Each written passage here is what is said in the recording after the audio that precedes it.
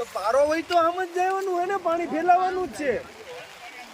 Highway બંધ થઈ જાય. હા, ભાડા કરી ડબલ નુકસાન. ઉપાડી લીધો સાલી ચંપલ નાખે ને એવડો ખાડો.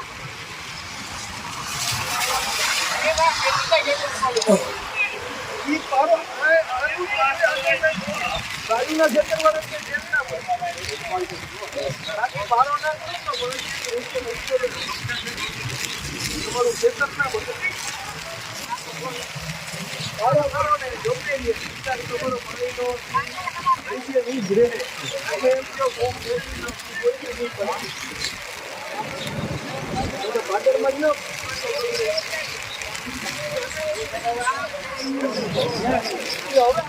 આરામ થઈને સીધું ભાદર.